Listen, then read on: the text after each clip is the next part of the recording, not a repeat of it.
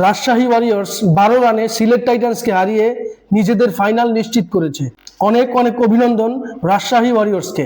আজকে second qualifier ম্যাচে Rajshahi Warriors এবং সিলেট টাইটান্স মুখোমুখি হয়।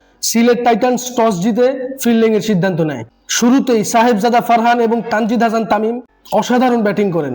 তবে সাহেবজাদা ফারহান আউট হলে রাজশাহী ওয়ারিয়র্সের মিডল অর্ডার আবারও ব্যর্থ হয়েছে এবং মুশফিকুর রহিম রাজশাহী ওয়ারিয়র্সের মিডল অর্ডারের অভিজ্ঞ প্লেয়ার, অথচ তিনি কিনা কোয়ালিফায়ারের ব্যাক টু ব্যাক দুটি ম্যাচে দুটি ডাক মেরেছেন।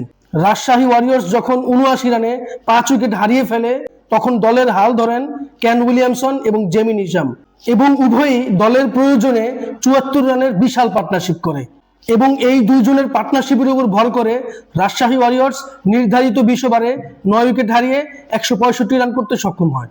দলের হয়ে সর্বোচ্চ 38 বলে 45 রানের দারুণ ইনিংস খেলেন কেন উইলিয়ামসন। জবাবে সিলেট টাইটান্স ব্যাট করতে নেমে রাজশাহী ওয়ারিয়র্সের বিনোরা ফার্নান্ডো জোড়া আঘাত হানেন। পরবর্তীতে পারভেজ হোসেন ইমন এবং স্যাম বিলিংস 60 রানের দারুণ পার্টনারশিপ করে।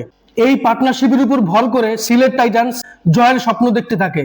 তবে এই ম্যাচের টার্নিং পয়েন্ট হচ্ছে পারভেজ হোসেন ইমনের রান আউট। তিনি যখন 48 রানে রান আউটে কাটা পড়েন, ঠিক সেখান থেকেই সিলেট টাইটান্স ব্যাকফুটে চলে যায় এবং 37 রান করে স্যাম বিলিংস আউট হলে সিলেট টাইটান্সের পরবর্তী ব্যাটাররা ম্যাচের হাল ধরতে ব্যর্থ হয়।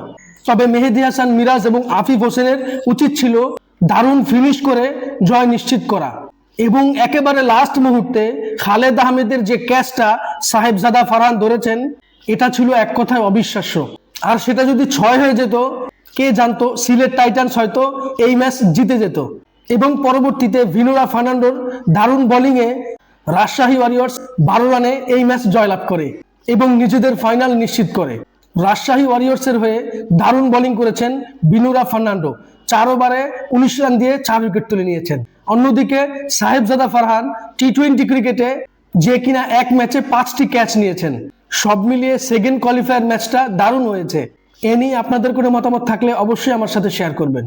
ভিডিওটি ভালো লাগলে লাইক, কমেন্ট, শেয়ার, সাবস্ক্রাইব করবেন। ধন্যবাদ।